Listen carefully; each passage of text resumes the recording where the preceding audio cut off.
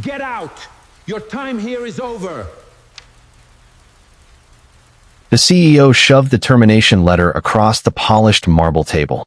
"You're fired," he said. "And don't make this embarrassing by pretending you deserve a second chance." The poor janitor standing before him quietly folded his hands behind his back. What the CEO didn't know was that the man he had just humiliated had the authority to decide whether he kept his own job. And in less than 10 minutes, the board chairman was going to walk through that door. Before we go any further, we'd love for you to hit that subscribe button. Your support means the world to us, and it helps us bring you even more powerful stories. Now let's begin. Rain had been falling over Chicago since before sunrise. By 8 in the morning, the windows of Halston Meridian Group's headquarters were covered with thin trails of water, turning the city beyond the glass into a blur of gray buildings, headlights, and umbrellas. Inside, everything was polished. The marble floors smelled faintly of lemon cleaner. Elevators opened with soft electronic chimes. Expensive leather shoes clicked across the lobby. The reception desk was made from a single slab of dark stone, and the company's silver logo sat behind it like a declaration of power. Employees carried laptops and paper coffee cups. Executives spoke in low voices. Assistants hurried between offices. And moving quietly through all of it was a 58-year-old black man named Daniel Brooks. Daniel wore a navy janitorial uniform that had been washed so many times the fabric had begun to soften around the elbows. His black work shoes were clean but visibly worn. A small silver watch sat beneath his sleeve. He pushed a yellow cleaning cart through the executive corridor. The cart squeaked slightly whenever one wheel passed over the marble seams. Daniel noticed everything. The fingerprints on glass doors. The coffee stain beside the conference room. The employee who had dropped a pen without realizing it. The young receptionist who always looked tired on Monday mornings. He never complained. He never demanded attention. And he never treated his job as something beneath him. Every morning, Daniel arrived 20 minutes early.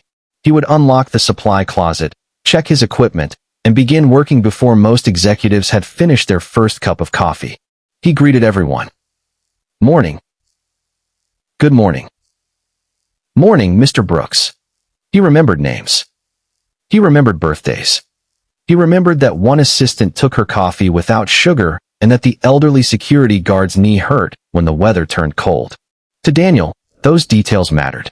But to most of the executives upstairs, he was simply the janitor. That morning, Daniel was wiping fingerprints from the glass doors of the CEO's private conference room when the door suddenly opened. A tall man in a charcoal suit stepped out. Victor Hale, 47, CEO of Halston Meridian Group. His watch cost more than Daniel's car. His shoes were imported from Italy, and his reputation inside the company was simple. Victor believed people had value only when their value could be measured in money. He stopped when he saw Daniel. "Are you cleaning this door?" Daniel looked up. "Yes, sir." Victor stared at the cloth in Daniel's hand. "You've been cleaning this same corridor for 20 minutes. Daniel glanced at the clock. "I was finishing the glass." Victor's jaw tightened. "I don't pay people to finish glass." Daniel said nothing. Victor stepped closer. "You people are always slow when nobody is watching." Several employees nearby suddenly became very interested in their phones. Daniel remained still. Victor continued. "Take this cart downstairs." Daniel looked at him calmly. "I still have the executive floor assigned to me." "I said downstairs." Daniel lowered his eyes briefly. "All right, sir." But Victor wasn't finished. "You know what your problem is?" Daniel waited. "You've been here too long." The hallway became quiet. A young assistant named Melissa glanced toward Daniel. Someone whispered, "Oh no." Victor folded his arms. "You've convinced yourself that being here for 18 years makes you important." Daniel's expression didn't change. Victor smiled without warmth. "It doesn't." Another employee murmured, "That's harsh." Victor heard it. He turned toward the group. "If anyone has a problem with how I manage this company, my office door is open." Nobody spoke. Victor looked back at Daniel. "Actually, forget the basement." He reached into his pocket and pulled out his phone. "Come with me." Daniel followed. They walked into Victor's office. The door remained open. That was deliberate. Victor wanted witnesses. Daniel stood near the desk, while Victor sat behind it. The office smelled of expensive wood and coffee. A panoramic window stretched behind Victor, overlooking the rainy city. Victor tapped his phone.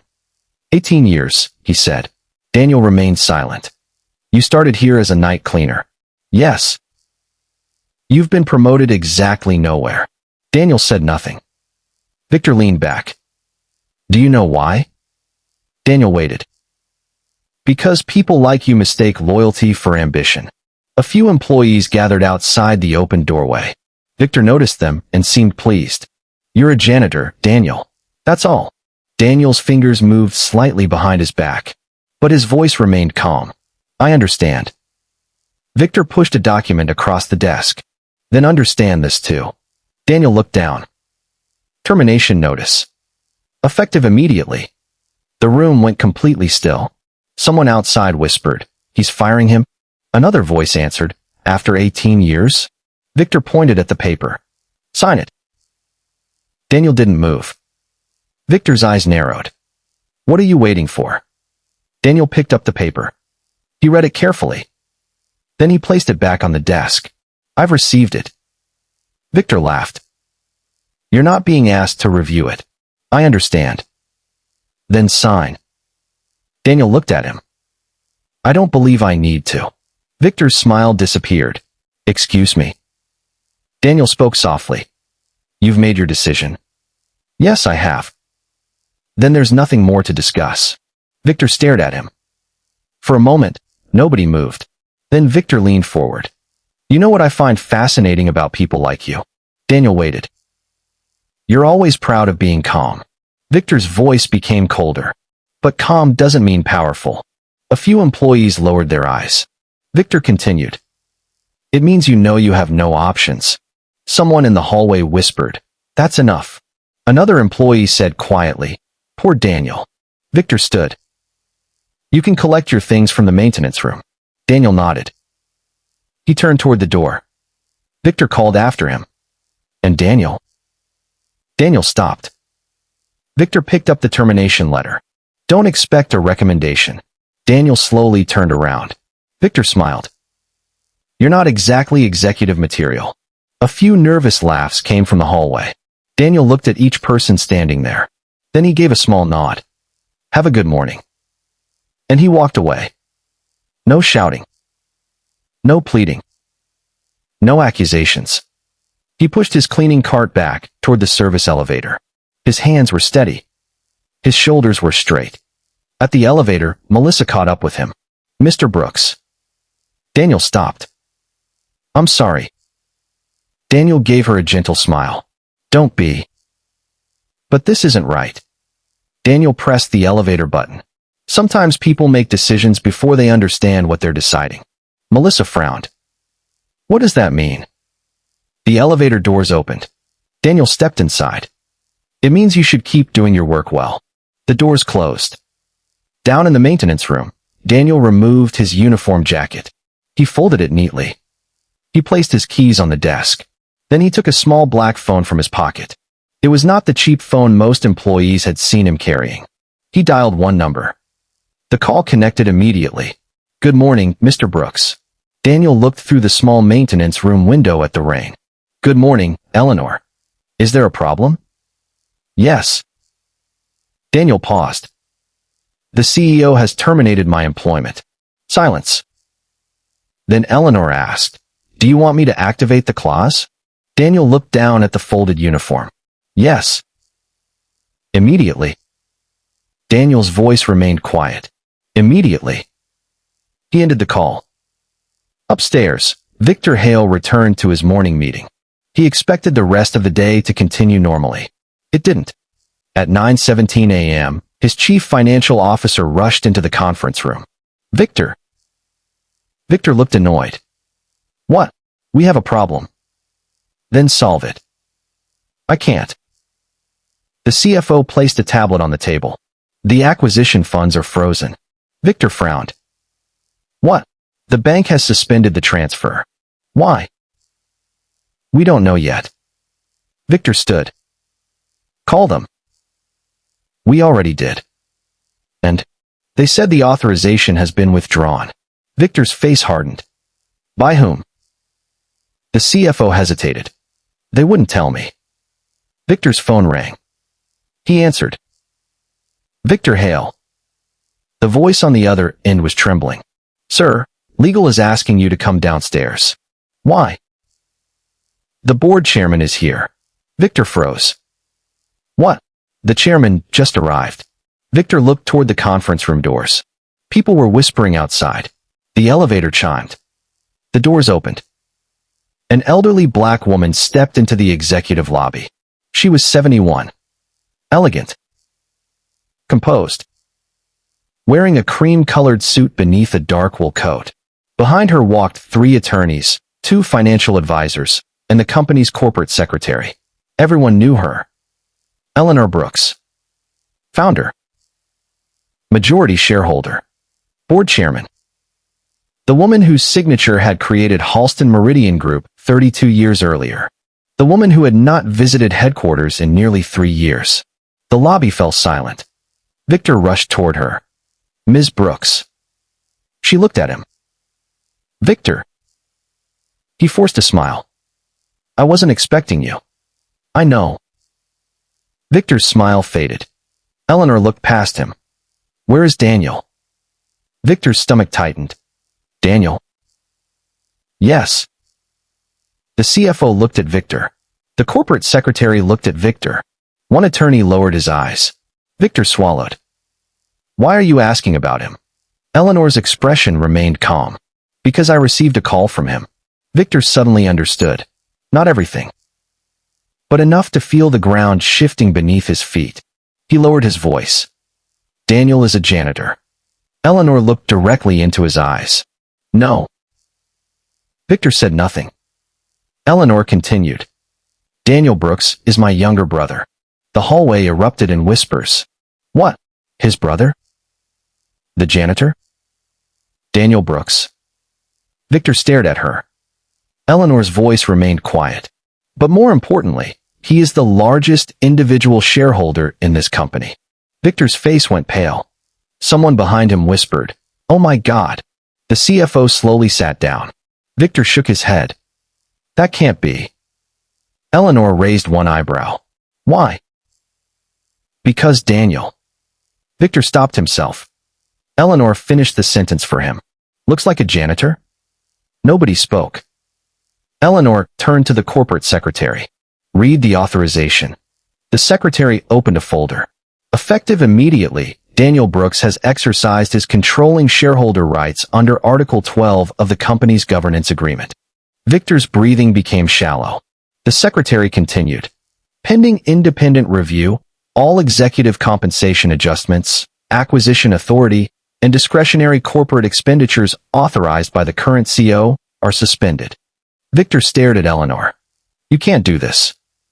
Eleanor looked at him. Daniel didn't do this. She paused. I did. Victor's world cracked in front of everyone. The acquisition he'd been preparing for months was frozen. His executive credit privileges were suspended. His compensation package was placed under review. And within an hour, the board had called an emergency meeting.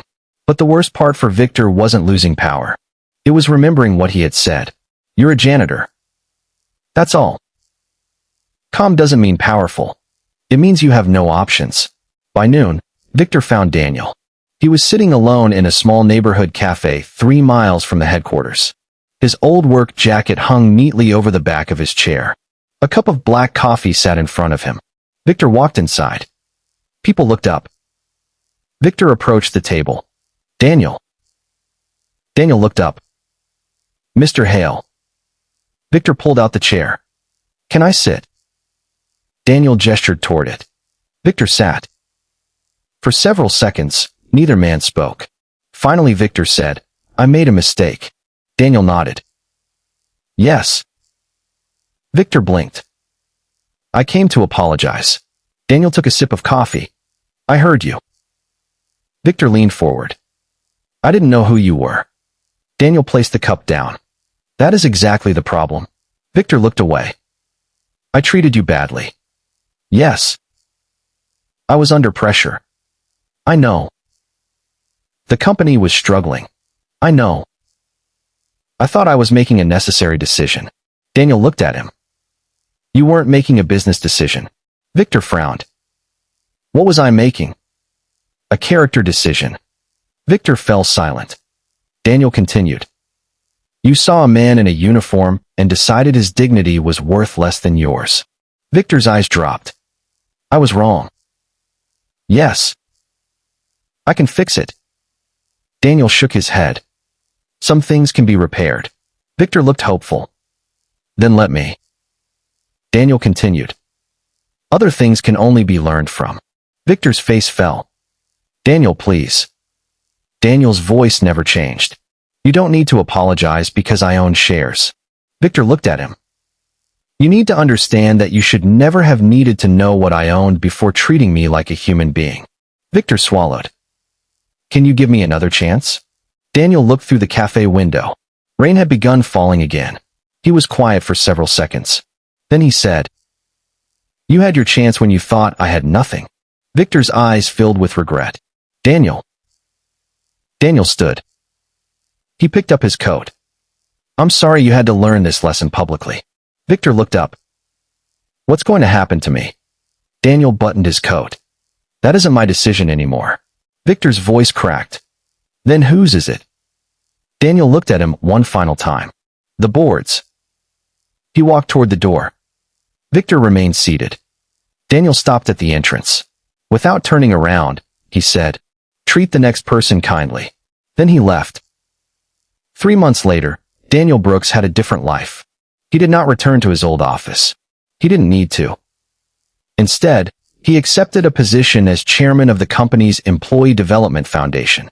His first project was creating scholarships for employees' children. His second was establishing a housing assistance program for workers who had been with the company for more than 5 years. And his third was something simple. He created a policy requiring every executive to spend 1 full workday each year working alongside the company's maintenance, cafeteria, transportation, and security teams. Not as punishment.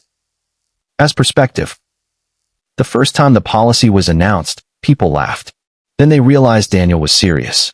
He wanted executives to understand something he had known for decades. A company wasn't built by titles. It was built by people. As for Victor Hale, he lost his position as CEO. The board did not destroy him. They allowed him to resign quietly after an independent review found several management violations unrelated to Daniel's firing. He eventually moved to another state and took a consulting position with a smaller company. Months later, Eleanor received a letter from him. It contained no excuses, only an apology. Daniel read it once. Then he folded it carefully and placed it in a drawer. He never responded. But he didn't hate Victor either. That was the small grace in the story. Daniel understood that justice did not require him to become cruel. He had been humiliated. He had been dismissed.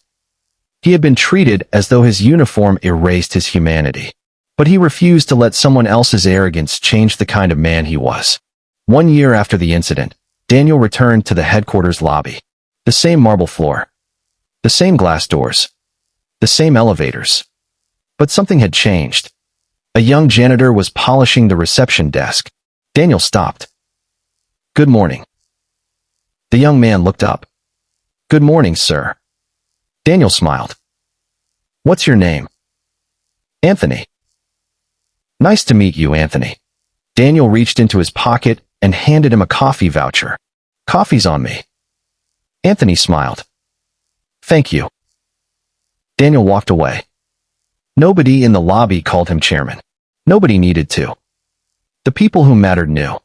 And Daniel had learned something long before anyone else did. You never know the full story of the person standing in front of you. The quiet employee may be carrying a burden you cannot see. The poor man may have sacrificed more than the rich man ever will. The person you overlook may be the person who changes everything. And sometimes, the most powerful response to humiliation isn't shouting. It's walking away with your dignity intact. Because money can reveal what you own. Power can reveal what you control. But kindness reveals who you are.